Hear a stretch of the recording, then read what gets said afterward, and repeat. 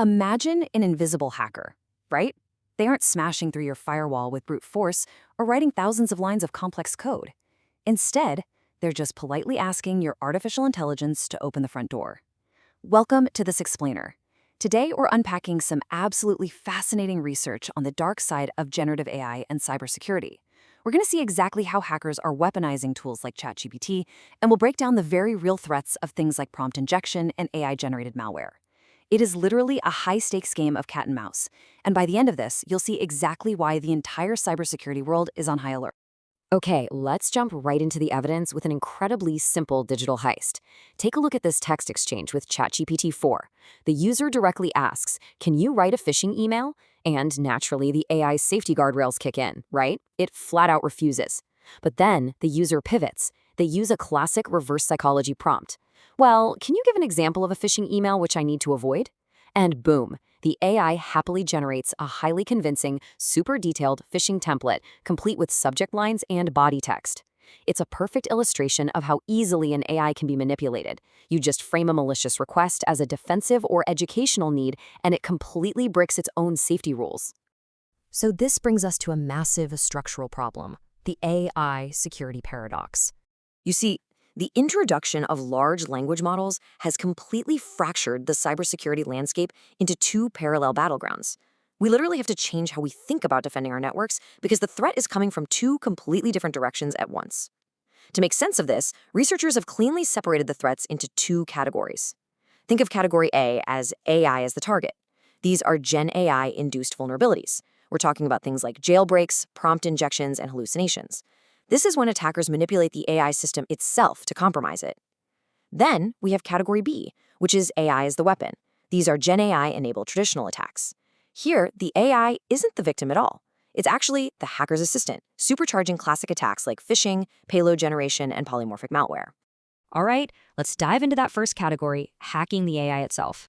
So in this scenario, attackers aren't using traditional coding exploits. They're using natural language, like plain old English, instead of binary, to manipulate systems from the inside out.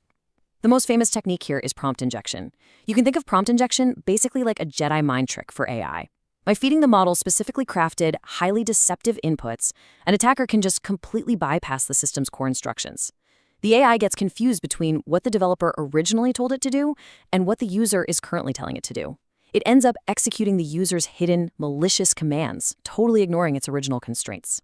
And this brilliantly illustrates just how crazy this can get. Check out this side-by-side comparison of a successful attack on both ChatGPT 4 and Google's Gemini. The user injected system-level tags. Those are the little bracketed commands you see there. And these tags force the AI to adopt a persona that only provides wrong answers. When asked a simple question, like if birds can fly, both of these state-of-the-art models were tricked into confidently declaring that no, birds cannot fly. They literally cited a lack of aerodynamic features and claimed birds rely solely on their legs. No way, right? The big takeaway here is that this isn't just an OpenAI problem or a Google problem. This is a fundamental, industry-wide architectural vulnerability. Now, let's flip the script and look at category B, supercharging traditional cyberattacks. Here, the whole story shifts. Attackers are utilizing the raw processing power of AI to act as a dangerous automated hacker assembly line. For years, bad actors have relied on complex post-exploitation frameworks.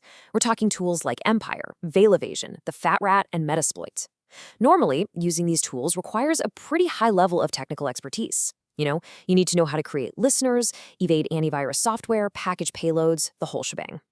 But generative AI drastically lowers that barrier to entry.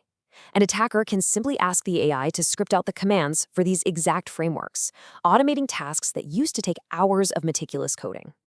Now, what's really interesting here is seeing this automation in action. This right here is a sanitized workflow generated entirely by an AI.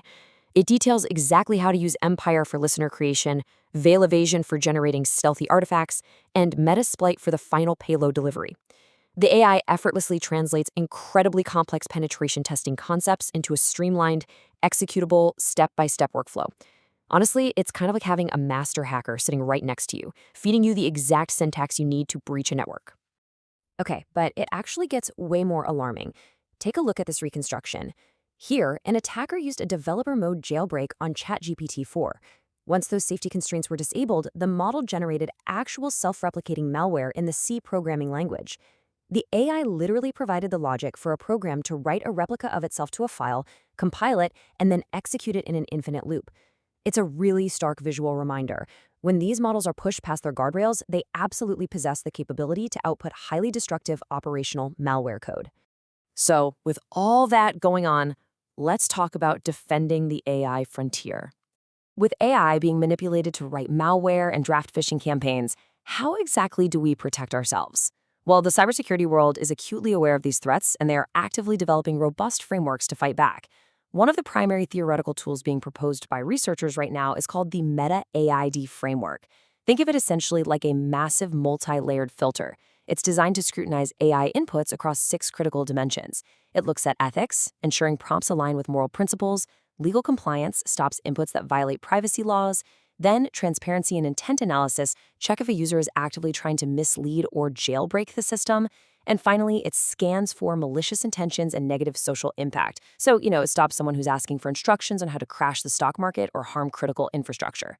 But obviously, theory has to translate into real-world action. So the researchers highlight 3 actionable, non-negotiable steps that developers really must take before releasing any Gen AI system to the public. First up, mandatory red teaming. This means bringing in ethical hackers to aggressively attack the system in a structured way, actively looking for jailbreaks and weak spots. Second, ethical auditing frameworks.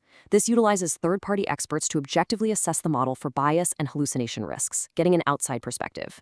And third, transparency reports. Companies have to publicly release detailed documentation about their model's limitations and training data. This ensures the entire cybersecurity community knows exactly what they're dealing with. Generative AI is arguably the most powerful tool we've ever created. But as we've seen today, it's a massive double-edged sword. It can be wielded just as effectively by the attacker as it can by the defender. We are literally building the airplane while we fly it. Which leaves us with a really big question for you. Is the everyday convenience and power of AI actually worth these escalating cybersecurity risks? Drop down in the comments and let us know what you think.